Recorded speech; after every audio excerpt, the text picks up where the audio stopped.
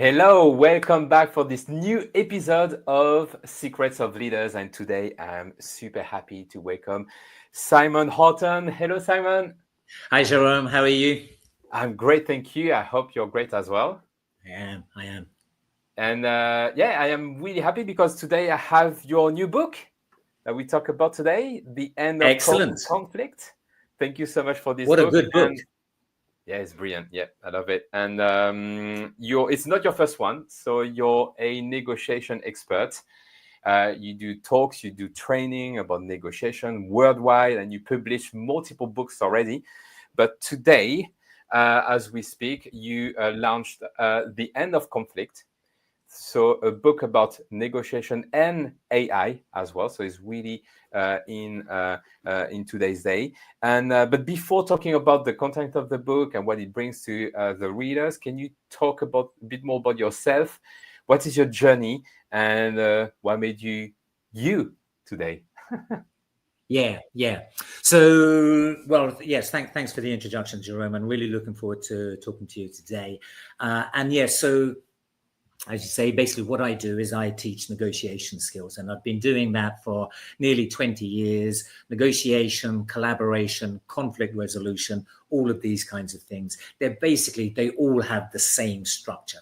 So, and I teach this in different contexts. I teach it to banks. I've taught the British Army. I taught hostage negotiators. I've taught all kinds of different contexts. And as you say, I've written some books on it. The Leader's Guide to Negotiation, which is published by the Financial Times, and Change Their Mind, which is published by Pearson. And how did I get here? Well, that's a good question. It was a little bit of a roundabout way, one of those Steve Jobs things that it only makes sense when you look back on it kind of thing. Yeah. And my first career was in IT, was in tech, and I spent 12 years in the financial sector, designing derivatives trading systems, money market trading systems, things like this. And I got into AI a little bit back then, but just a small amount. But my interest in AI grew with Moore's Law. And so by the time 2005, a book came out called The Singularity is Near by Ray Kurzweil. And Ray Kurzweil is a guru in the world of AI. And he, all of the change that we're going through now, he predicted 20 years ago, and he put dates to it. And his dates were spot on. And it was quite a mind-blowing book. And ever since then, I've been obsessed with AI. But so I'd been working with AI in IT. I was good at it, but I didn't enjoy it. And I kind of went from one mental health crisis to another. And then eventually I decided I have to get out of it. And I discovered something called NLP, which is, there are two versions of NLP. There's neuro-linguistic programming and there's natural language processing. And in AI, this gets very confusing. The version that I learned back then was neuro-linguistic programming, which is a school of psychology. I'm sure you know it, Jerome. I'm sure you know it very well. And it's basically, how does the mind work? And if the mind does work this way, how do we use that to get better mental outcomes, whether that mental outcome is about being happy, whether it's about achieving a goal in life, whether it's about communication, getting on with people, whatever it might be. And I loved it. I loved the field, decided I wanted to move my business into that field. But what I found was that the corporate world, for me, I found it difficult to sell NLP, but what the corporate world does buy is negotiation. And it's the same thing, because negotiation, you're negotiating with people. And so if you want to negotiate successfully, you need to understand how people work, how people make their minds up, how people make their decisions. And if you know how somebody makes their decisions, you can negotiate much more successfully. So that's how I got into the field of negotiation. Then, and with AI as a parallel topic, as a parallel kind of amateur obsession, if you like.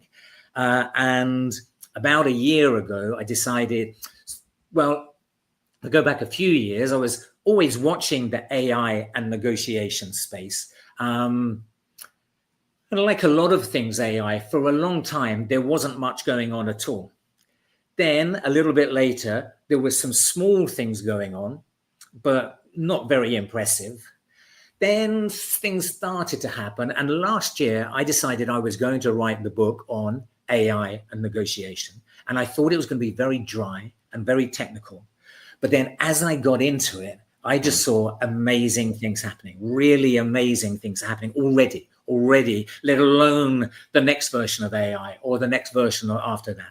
And so I just felt compelled to write the book about what AI is doing right now in the world of conflict resolution and negotiation. And yes, that was my my first thought was, but how AI would be useful for conflict. And at first I was thinking only from a geopolitical point of view, how AI would end war. But actually, as I was reading it, I was, yes, actually conflict is not just about countries, it's about people. And about emotions and ego. And yes, and I really enjoyed your approach saying, yes, actually, AI is a way to manage data and from data making better decision. And better decision, science shows that are made when you're rational and when you have enough information. So it would make sense to put in AI at work in that way. And I find really interesting. And thank you for explaining how you got involved into AI, because that was also my question. So how do you link AI and negotiation? And it seems like it was quite obvious for you. And so I think it was obvious for me because of the combination of my interest and my professional side. I think very few other people would see what's going on. They might see a little bit, but they wouldn't join the dots. They wouldn't see the bigger picture. And also something that is quite interesting with this book, especially about AI, because I feel like there's two ways of seeing AI. I would say with the majority of people, I would say I would include myself into it as well. The very pessimistic way: AI is bad. AI is creating brain rot. People are not thinking for themselves anymore. AI is manipulating people with algorithm and so on. And the more optimistic way, which we can see mainly in the Silicon Valley, actually. And it seems also that you're very optimistic about AI, despite all the risk and evil. Can you talk a bit more about your optimistic views of AI? Why do you think AI can actually end the conflicts? Yeah. So I am optimistic and I am pessimistic in equal amounts. On Mondays and Wednesdays and Fridays, I am super excited about the future. On Tuesdays, Thursdays, and Saturdays, I'm terrified. And then on Sunday, I'm exhausted. And so I don't think about it. So for me, AI is a tool. And as a tool, it's neutral. And we can use it for bad or we can use it for good. But the thing about AI, it's the biggest tool humans have ever come across. And it's going to be bigger. It's just going to, the capability that it has right now is the least capable it's going to be moving forward. Next year's AI is going to be more powerful. The year after that, more powerful still. And so on. And so whether it's used for bad or used for good, it's going to have a big impact. So I am worried about the risks, the same as you. I am worried that AI itself could go rogue and decide that humans are an annoying little species that get in the way, so let's get rid of them.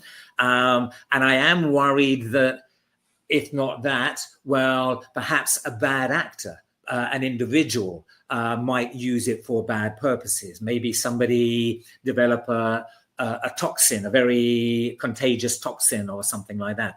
Or maybe a bad government uses it for the wrong ends. Or in fact, what I'm most worried about of all of those is tech companies, because the tech companies, do I trust them? No, I do not. I do not trust them in the slightest. Do I trust Jeff Bezos, Elon Musk, Mark Zuckerberg? Not in the slightest. Their only aim is to take money from your pocket and my pocket and put it into theirs. And they will find all kinds of ways of doing that whilst telling us it's for our own good, kind of thing. And tech companies are becoming more and more powerful. They are already as big as some of the biggest countries in the world, bigger than like 90% of countries. And the thing is, countries grow at 2 or 3% a year. Tech companies grow at 50% a year. So very soon they'll be much bigger than all of us. So I am worried about that. I think we need to do a lot more regulation around that. I think that is possible. I am hopeful we will change direction to do that. Now, on the Mondays, Wednesdays, and Fridays, when I'm optimistic, that's when I'm focusing on the positive things that AI can do. And I really do think that it can do a lot of very good positive things. So I think that human beings, as a species, we're pretty intelligent, but not quite intelligent enough for a lot of the problems. So we've solved a lot of problems, okay, but we haven't solved global hunger or global poverty or the equality problem or fair distribution of power or the end of war or disease or many very complex problems. We haven't solved those yet. And I think AI, being that much more intelligent than us, will be able to solve them. I think not instantly, not with the versions that we've got now. You know, ChatGPT by itself right now isn't going to be good enough to do that. But the next iteration and the iteration after that and so on, I think they will be able to address these problems. Problems that humans can't. And so that's what the book is about, specifically about the problem of conflict. And you're right, one of the major aspects of conflict is geopolitical conflict in terms of wars. And, you know, there have always been wars, and it feels like a part of the human condition. Well, actually, it doesn't need to be. And if you look at the trends, and it might not seem this way right at the moment because there is a bit of an upwards blip, but if you look at the trends, war and in fact violence of all kinds, the trend is very, very much down on pretty much any timescale. And AI can accelerate that. There's a lot of things that AI is doing so there's a whole new sector called peace tech. And it is about AI platforms that can help in whichever way to avoid war or prevent war or help find peaceful solutions in the event of war. But it's not just geopolitical context. It's also our divided societies. In recent years, because of algorithms, you're right, the world, because of social media, is optimized for disagreement. Basically, it's optimized for attention and engagement, which means often anger and rage and outrage. And so the algorithms have divided our society to a very dangerous extent. But there are AI platforms out there that are optimized for agreement, and they can get really nuanced agreements across the divide, getting Democrats to agree with Republicans on issues, and really bridging that divide. And so there's a lot of very, very hopeful things operating in that space already. And I think the future of democracy actually is a very positive one if we go down this route. But it's also things like courts, you know, everybody, you know, we're all suing each other because, you know, because of our rights and all of this kinds of things. Well, I think very soon there will be no more legal disputes because AI will tell us the answer. We won't have to go to court with an expensive lawyer and go through a very difficult, contentious process. We'll just ask the AI and it will tell us the answer. And we're actually quite close to that already. And then even just the can I get on better with my partner, or can I get on better with my noisy neighbor or something? And even there, ChatGPT right now gives good advice. And I encourage you, I don't know if you've tried it, but I encourage you, if you've got an argument with somebody, or you've got a situation where it's a bit of a negotiation or something, ask ChatGPT and it will give you good advice. So this is why I'm optimistic. And what I'm also hoping is that in writing this out, more people will see it and then think, okay, yes, let's make this happen. So I'm hoping it will be kind of a self-fulfilling process, a manifesto, which then becomes real life because it was written out. And I think that makes a good bridge with the notion of leadership, which is about action, bring a group together to reach a goal. And I'm pretty sure AI is changing that dynamic. Everyone's life has changed through AI, and I think especially leadership. So how do you see AI has been changing leadership in our daily life? I think it's changing it a lot. I think it's changing it in different ways. I think, firstly, it's helping leadership. It's bringing power to leadership. So what's the leadership process? For example, and obviously there are different models, but it might be, let's have the vision and flesh that vision out. Let's do the research into that. What's our execution plan? And how do we communicate this in a compelling, inspiring way? Well, AI can help with all of those. So if you're a chief exec of a business, I'll give you a real life example. Me right now, I'm setting up a new business, and I've used it for all of those stages. I've asked the large language model, what could be, these are my thoughts. Can you give me some ideas of what that vision would look like? And then can you do the research on the market? What's the market? What's the current market? What's already happening? Who are the potential clients? What are the issues they're facing? Who are the competitors? How can I distinguish myself from the competitors? What's my project plan? And then before I've had meetings, I'll run it through the large language model. How shall I approach this meeting, and how shall I position it, and this kind of stuff, given the members of the meeting, what's going to inspire them? And it's just given me brilliant answers. So it's a really helpful tool for leaders.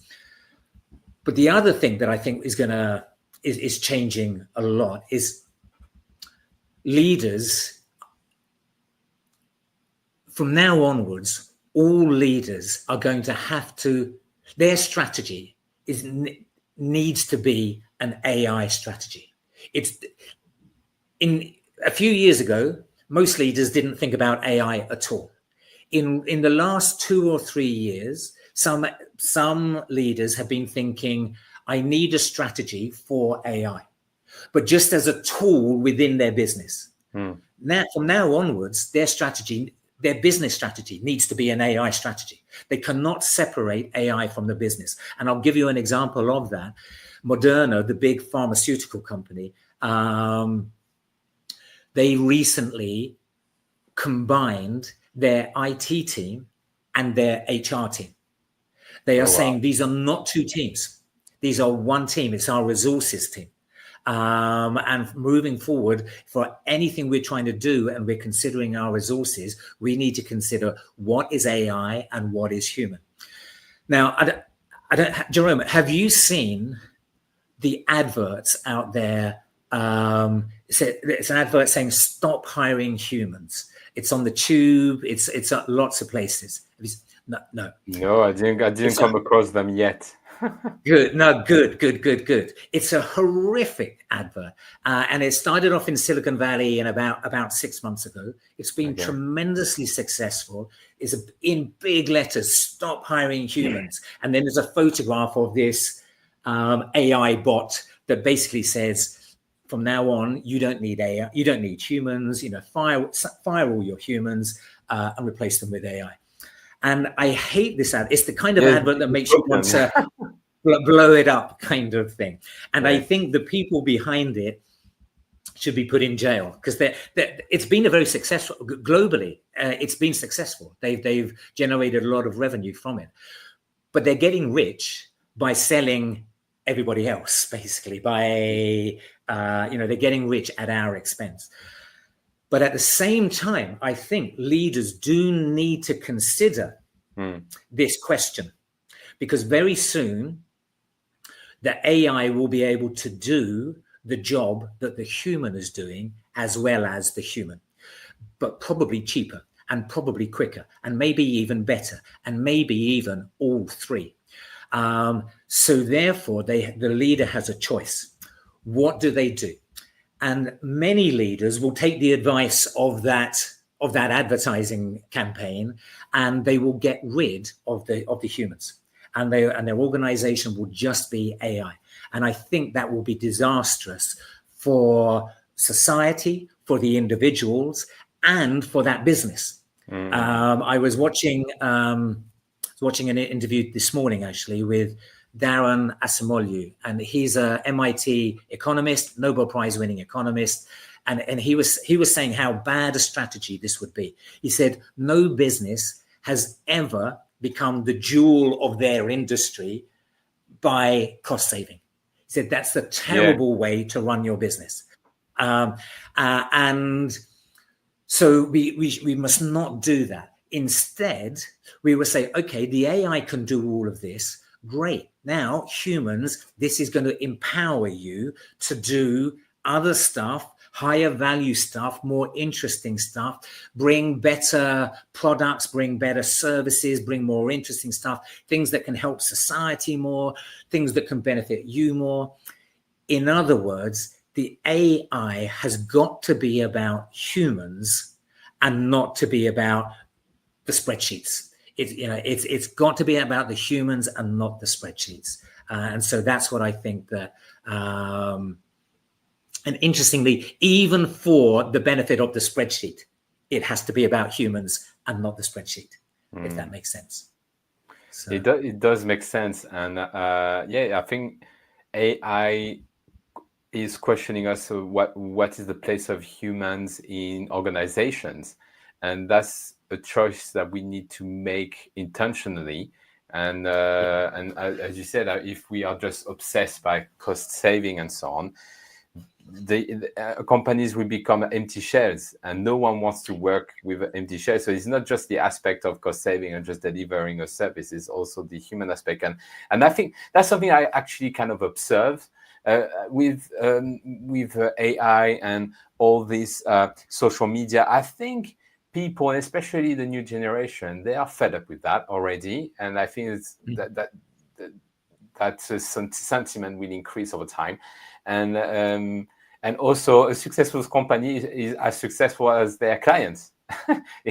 Yes, your clients stop to work with you, well, even if you have the best AI, your company won't work. So this is my belief in all that. I agree. And if your client hasn't got any money to buy your product or your service, you don't have any clients anymore. Yeah. And so we talked a lot about AI, but your book, The End of Conflict, is not just about AI, it's also a lot about negotiation. And I learned a lot about this as well. And especially that negotiation is not just a skill for business people, it's actually a skill for all human beings. So why, for you, negotiation is such an important skill? Yeah, my mantra is kind of get good at negotiation, get good at life, because we're kind of negotiating all the time. At work, we're negotiating externally with clients, with suppliers, with joint venture partners and such like, but we're also negotiating internally at work. My view is that businesses are built on 100 or 1,000 micro negotiations every day between all of the staff, between the person in the IT team negotiating with the person in the finance team, the person in the sales team negotiating with the person in the operations team. Micro negotiations. They don't think it's a negotiation, but that conversation is a negotiation. So if that's what the business actually is, then, and I then, if people aren't good at that negotiation, and unfortunately, I think people aren't very good at that negotiation, then that's a huge friction on the business. So, whereas if you have a business where everybody in the organization can reach win-win outcomes quickly and smoothly, that's going to be a very high-performing organization. So we're negotiating internally as well, but that's at an enterprise level. But even at a personal level, what about your negotiation for your salary? What about your negotiation for the promotion? And outside of work, and there's semi-formal ones like buying a car and buying a house or renting a house or something. But there's also just that negotiation with your partner or your kid, or where you're going to go on holiday all of these, they're negotiations. And so if you can do those well, such that you get your outcome and help the other person get their outcome at the same time and improve the relationship at the same time, then if you can do that in every aspect of your life, then that's a pretty good skill to have. You're improving every aspect of your life. I'm pretty sure that's a skill that helped you through your journey as well. And a question that I like to ask to my guests for this podcast is, what is the most challenging leadership situation you had to face, and how did you face it? Well, we were just chatting before the thing, and just the idea that came to the memory that came to my mind when you mentioned that question was, it was a few years. In fact, it was quite a while ago. It was about 20 years ago. And it was at the beginning of my training career, and I ran a 5-day program in a school in India, and I had an overnight flight to get there to Delhi, and then I had an overnight train journey to Rajasthan to arrive at this school. And I arrived at about 8 o'clock in the morning, and it was already 40 degrees heat. And I was about to start in about 1 hour's time, and I for a 5-day program. And I met the chairman of the school, and he was a very nice person, and he introduced me to one of the students. And unfortunately, this student didn't speak English. And so I thought, if this student doesn't speak English, this could be problematic. And so I asked the chairman, was this student one of the worst, one of the best, in the middle? What did he think? He said, he's one of the best. I thought, this isn't good. Okay, so but the chairman said, don't worry, we've got a translator. And he called over the English teacher and introduced me to the English teacher. Unfortunately, the English teacher didn't speak English, and hence the problem with the students. So I'm thinking, this is really difficult. And we're starting when? 15 minutes? Right. So I had to think on my feet, and I knew all I needed to do was get through to the break. And I knew the break would be in about an hour and a half's time, and I needed to get through to the break. And if I could do that, then I'd be fine. And I'd think about something else then. So what was I going to do for this session? And I got the chairman introduced me and spent a little bit of time doing that. And then I decided that the best thing for these students was to do their learning in their language, not in English, but in their language. Right. So what I did is we were talking, this particular session was about building rapport. So I had a friend traveling with me, and she was an actress actually. And so what we did is we acted a scene out and we did it in 2 ways. One way we built rapport, and in the other way we didn't build rapport. And then I said to the students, and got it translated, for them to get into groups of 4 and talk amongst themselves about what they learned from the 2 different ways. And they all sat there staring at me in silence. So I said, get in groups of 4, talk amongst yourselves about your learning now. And they sat there staring at me in silence. And in my head, I'm thinking, oh my God, what is going on? And then I kind of realized what's going on is that Indian students are taught, do not talk in class. Indian teachers write up on the blackboard, and then the students look at it, and then they learn it off by heart. And talking in class is being disobedient. So I was telling them to be disobedient, and they couldn't do it. And what I did is I jumped down onto the group and I got 4 people and told them to talk amongst themselves. My colleague did, the chairman did, the English teacher did, the chairman's dog was running around at the same time. And we're getting nowhere. And I'm stepping back and thinking, oh my God, I've got 5 days of this.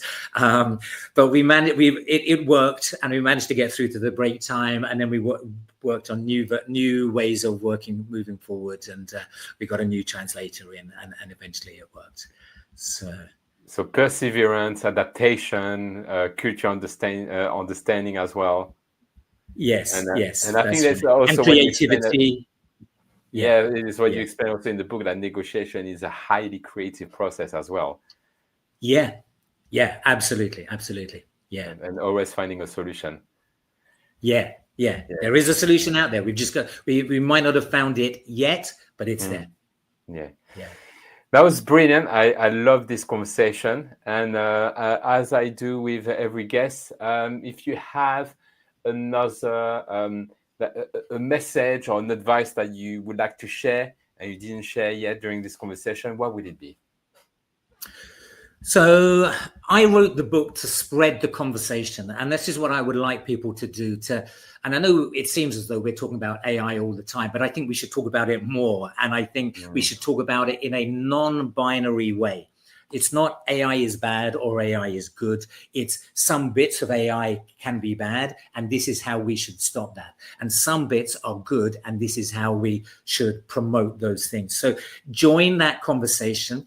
Do use ChatGPT and other large language models to solve your conflicts, because they are good and they will give you very good advice. And then you will learn from them the best practice. And of course, buy my book and go to my website, which is theendofconflict.ai. And there's a lot of resources on there. Yes, so I will definitely put the link in the description. You can find this book on Amazon, on the website. Go there and read it. It's a really complete and also enjoyable book with lots of humor, lots of anecdotes, lots of recommendations, and yes, I really enjoyed it. So that's why I talk about it. So thank you very much, Simon.